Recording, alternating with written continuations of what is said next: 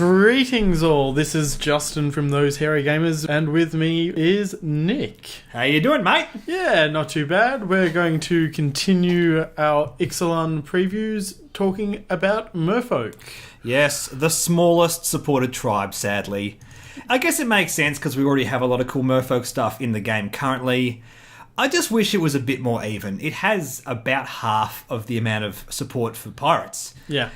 Which just feels kind of wrong. It means drafting is going to be a bit awkward with Merfolk. But anyway, they have some cool cards. Let's go through them. And we'll start with Blinding Fog. 2 and a green for an instant. Prevent all damage that would be dealt to creatures this turn. Creatures you control gain hexproof until end of turn. It's a fog that also makes your creatures hexproof. That's actually kind of cool. Yeah, it's tricky. It's tricky. Probably a bit too much at 3 mana for modern play, but probably standard playable. Next up in the commons, we have Crushing Canopy for 2 and a green. This is an instant. Choose one. Destroy target creature with flying, or destroy target enchantment. I like it. It's modal. Modal is always good. Yep.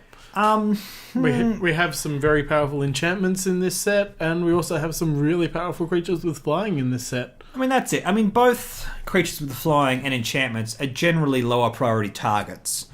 So from that point of view, it's not the best modal card in the game, but I think for a sideboard card, this is really solid. Definitely. We have Deeproot Warrior, 1 and a green for a 2/2 Merfolk Warrior. Whenever Deeproot Warrior becomes blocked, it gets +1/+1 until end of turn. It's almost Bushido, isn't it? It's almost Bushido. When he gets blocked, but not when he blocks. Yeah, it's good. It's okay. Decent 2-drop, nothing special. Yeah. We have Dive Down. This is a 1 blue cost instant. Target creature you control gets +0/+3 and gains hexproof until end of turn. That's interesting. A blue hexproof card's always handy. It's a worse version of Blossoming Defense. I'd rather just have Blossoming Defense in this deck, but if you're drafting, this will help. This will help. We also have Headwater Sentries, 3 and a blue for a 2/5 Merfolk Warrior. Yeah, vanilla card. I gotta say, it's disappointing that Merfolks were so under-supported and they have vanilla cards. Yeah. Doesn't matter with Dinos. They had like 4 or 5 vanilla cards.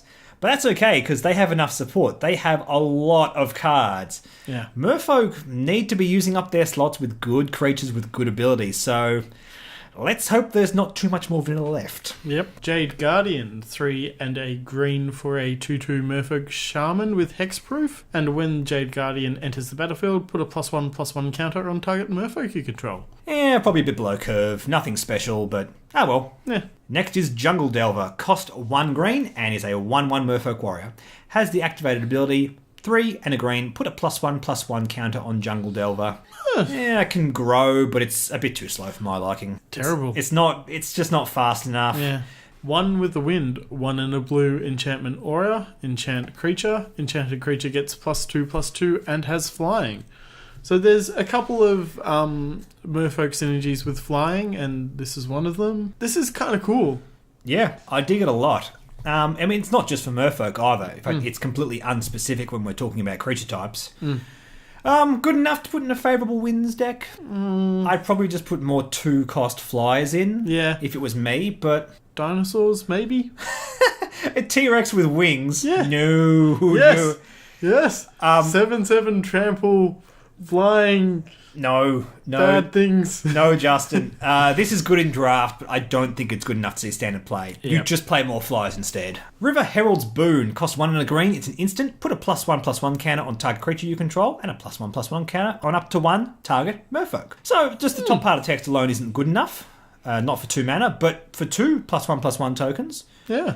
It feels good. I don't know if I'd call this pushed, but 2 +1/+1 tokens at instant speed for 2 mana, it can be used as a combat trick. They can both go on the same Merfolk. So 2 costs for a permanent +2/+2 as a combat trick seems really good. And +1/+1 tokens are relevant to Merfolk. They have cards that interplay with that. I was about to say, so this is going to be good for some other Merfolk later down the line. I don't know if it's good enough to be the 2-drop in that Merfolk standard deck, but we'll see. Let's have a look at these other cards and have a think about that. Run aground, 3 and a blue for an instant. Put target artifact or creature on top of its owner's library. This is kind of fun. I like these sort of cards where you go, oh, this card's going back to the top of your deck and you never guess what you're going to draw next. Yeah, it's better than Unsummon because it doesn't just screw up their board, it screws up their next draw. Yeah. Which is really annoying. It's good removal. It's good removal. For 4 cost, we had a 3 cost card in our pirate video that just bounced it to the hand. Yeah. So, yeah, I like it. You'll draft it for sure. Next we have Shaper Apprenticed. Cost 1 and a blue. 'Tis a Merfolk wizard with 2/1. Shaper's Apprentice has flying as long as you control another Merfolk. That's not bad. It's not bad. Kind of cool. I like having flying on Merfolk, but it's not really relevant to what the tribe's trying to do. Yeah. That's my only issue with it, and a 2 cost 2/1 is unideal. I mean, 2 cost 2/1 with flying is great. So you're trying to chase the Merfolk with this if you're drafting. If you have lots of cards to capitalise on Merfolk, maybe you pick it up, but I don't think it makes it into the standard deck. We have Spell Pierce, another nice reprint. Oh, yes. Instant, 1 blue, counter target non-creature spell unless its controller pays 2 mana. I don't play Modern. I've never played Standard where Spell Pierce is part of the format. However, I recognise that a counter spell for 1 cost is powerful. You don't need to sell me on that. That is awesome. Yep, it's a good card. It sits in a lot of sideboards and even main boards. It's just a good card. Next we have Storm Sculptor. Costs 3 and a blue. It is a Merfolk wizard with 3/2. It can't be blocked, which I like a lot actually. When Storm Sculptor enters the battlefield, return a creature card you control to its owner's hand. So it has to bounce a creature to get into play, but at 3/2 they can't be blocked. I like that a lot. Yeah, and like get us something with another enter the battlefield trigger. Or combo it with something that wants to hit your opponent to get good stuff happening, which there are a few of in Ixalan. Could be good. We have Tishana's Wayfinder, 2/2 for a 2 green Merfolk Scout. When it enters the battlefield, it explores. It sits on curve. In your Explore deck, this just sits on curve. Not as good as the Squire. It's a 3/3 for 3, which is okay. Or it's a 2/2 that pulls you a land for 3, which is also okay. Yeah. So, yeah, it's doing alright. Probably better options for the Explore deck. Verdant Rebirth for 1 and a green. It's an instant. Until end of turn, target creature gains. When this creature dies, return it to its owner's hand. Draw a card. Yeah, it's a neat little combat trick. Yeah. You can chump block, get your card back and draw a card. If you have Enter the Battlefield effects, Yeah, I like it if you get into the battlefield effects. That's definitely relevant. And card advantage, well, card replacing, I should say, is always good. Water Trap Weaver, 2 and a blue for a 2/2 Merfolk Wizard. When Water Trap Weaver enters the battlefield, tap target creature and opponent's controls. That creature doesn't untap during its controller's next untap step. Frostlinks. Yeah. It's Frostlinks. Instead of being a cat, it is a Merfolk Wizard. Yep. So they've taken an existing card and giving it a relevant tribe. Windstrider is a 4 and a blue Merfolk Wizard with 3/3, flash and flying. 3/3 with flying and flash for 5.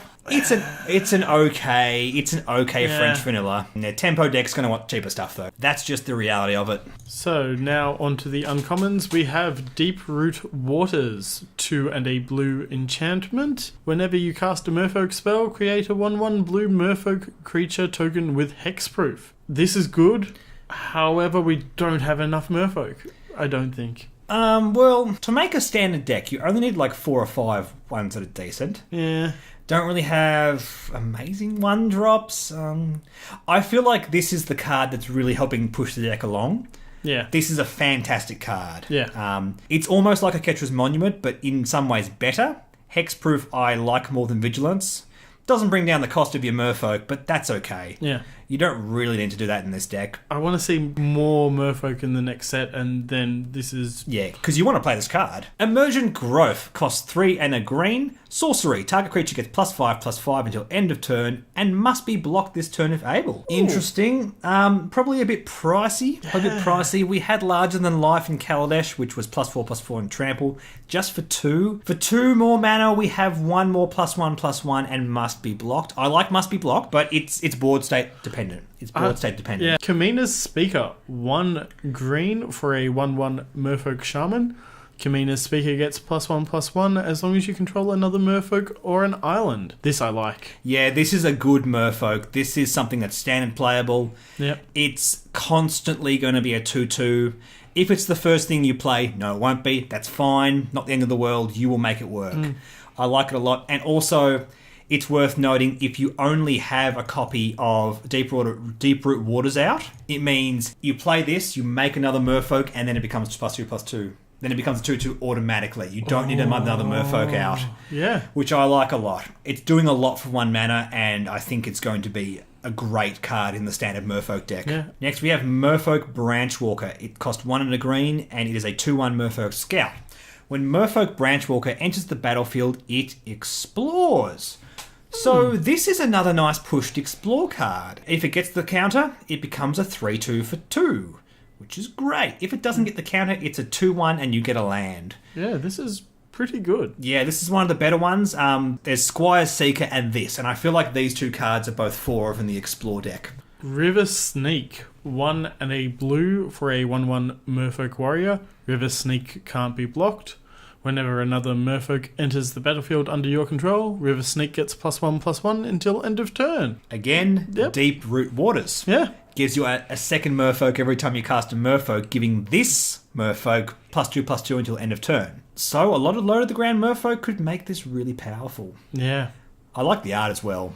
Yeah, It's it does really look- nice. I just love the colours. Yeah, the colours of the Merfolk are just really vibrant and makes you want to collect them, doesn't it? Yep. Shapers of Nature cost 1 green and blue. It's a 3/3 Merfolk Shaman. It has 2 activated abilities. 3 and a green to put a +1/+1 counter on target creature. Cool. And 2 and a blue to remove a +1/+1 counter from a creature you control to draw a card. I particularly like that second one because you can already get lots of counters on quite easily. And if you're stuck on spells, use the first one and just action keeps happening for you. Well, there's that 1-cost green spell that puts 2 +1/+1 counters on some Merfolk, so then to pay 2 and a blue to remove them and draw a card, this is good. You don't have a lot of action. Either of those activated abilities are going to help. Yeah. Good insurance card, and it's a 3/3 for 3. Nice solid card. I quite like this a lot. Slice in Twain. It's an instant, it's 2 a green, and it says destroy target artifact or enchantment, draw a card. Good instant destroy artifact or enchantment card. Yeah. I think it's a sideboard card. I don't think you main this card. No. But if your opponent has that one enchantment or artifact that's really causing you grief, this is good. Yep. And the fact that it draws a card is just gravy. Tempest Caller is a 2/3 Merfolk Wizard for 2 and blue. When Tempest Caller enters the battlefield, tap all creatures target opponent controls. Ooh. That's nice. That's a nasty play piece. That's a nasty play piece on not a bad body. Yeah, my only concern is Dreamcaller Siren exists, and that's just better than this in every way. Is it? 1 more power. It's a flyer. It has flash. Yeah, I know it only taps down 2 creatures. I get that this has more potential, but realistically, what's going to get more use? Okay. I think just targeting the 2 is a good enough payoff for the rest of everything else on that card. Yeah. This is good. I don't know if it's doing enough. It might just do that last thing you need to swing through. Yeah, +1/+1 counters means you could have big creatures. Yeah. Could be good. I think you really have to work hard to make this card work for you, though. We also have Vine Shaper Mystic, 2 and a green for a 1/3 Merfolk Shaman. When Vine Shaper Mystic enters the battlefield, put a +1/+1 counter on up to 2 target Merfolk you control. So it's what's that? It's a 3/5 across. It must be across 3 bodies. It's support Merfolk 2. So 2 and a green for 3 power and 5 toughness seems strong. And +1/+1 counters are relevant. Yeah. By the time you get to the 3-drop, you should have Merfolk targets to put this on. Yeah, definitely. Alright, moving on to the rares. Wow, that was quick. Deep Root Champion costs 1 and a green. It's a 1/1 Merfolk Shaman. Whenever you cast a non-creature spell, put a +1/+1 counter on Deep Root Champion. I like this. Interesting. Is it really helping out the Merfolk, though? Well, you just have counter spells in your hand. I guess like lots of Spell Pierce and that kind of stuff. Yeah. Some unsummons, things like that. I mean, what instance do we want in green? Pump spells. Yeah, Blossoming Defense. Yeah, okay. Yeah, I guess we can do some stuff with that. Entrancing Melody, X and 2 blue for a sorcery. Gain control of target creature with converted mana cost X. Now, this says gain control, so you will have it for the rest of the game. That's it. That's it. Not until end of turn, gains haste, untap, all that kind of stuff. You just gain control. Yep. I'd almost play this in some other blue decks. Maybe Modern? Maybe? Yeah. Steal a Tarmogoyf? Yeah, for 4 mana? The good thing about Modern is creatures are often more low to the ground, which makes this more playable. I can't see this being amazing in Standard. So there are build-arounds to make this work well. I just think I'm on the cusp of going, it's just a bit too expensive most of the time. Herald of the Secret Streams is a Merfolk warrior with 2/3 for 3 and a blue. Creatures you control with +1/+1 counters on them can't be blocked. This is fantastic. Wow. This is good. Yeah. This is the big capitalization on your +1/+1 counters. Yeah. I really like that. Yeah. On turn 4, this comes down and all of a sudden your opponent goes, uh-oh, I better start removing stuff because I can't block them. Yep. Well, not only that, it's creatures you control. So you can be putting +1/+1 counters on dinosaurs. Like blue-green +1/+1 counters is a thing. Justin. Don't worry. You can make this work with non-Merfolk. We have Kapala, Warden of the Waves. 1, a blue and a blue for a 2/2 legendary Merfolk wizard. Spells your opponents cast that target a Merfolk you control cost 2 more to cast. Abilities your opponents activate that target a Merfolk you control cost 2 more to activate. This is fun. This is really good against Merfolk, oddly enough. Yeah, I mean, what happens if you get out an entrancing melody? It means that X is now increased by another 2. That's really annoying. But just activated abilities. You can't just ping stuff that easily. It really slows stuff down. I mean, maybe your opponent's just burning your face instead, but there are not too many decks that just won't target your Merfolk. It just won't happen all that often. And I guess in that rare circumstance, just sideboard them out for something else. Yeah, and think about this. Fatal Push is now a 3 mana spell. River's Rebuke cost 4 and 2 blue. It's a sorcery. Return all non-land permanent target player controls to their owner's hand. Yes. This is a bomb sorcery. And I'm even thinking about putting this in a pirate deck just as a one-off. Yeah. It's either this or Boneyard Parlay. But this to just wipe away my opponent's board. Yes, I know they get to play it again. I don't care. I'm attacking that turn. Yeah. I'm going to capitalise on this, and it's going to hurt. And they'll only, at most, be able to play a couple of creatures, and you can continue swinging with all of yours. It's just a good card. It slows your opponent down so much. It costs 6 mana, but it's worth it. Search for Azcanta, 1 and a blue for a legendary enchantment. At the beginning of your upkeep, look at the top card of your library. You may put it into your graveyard.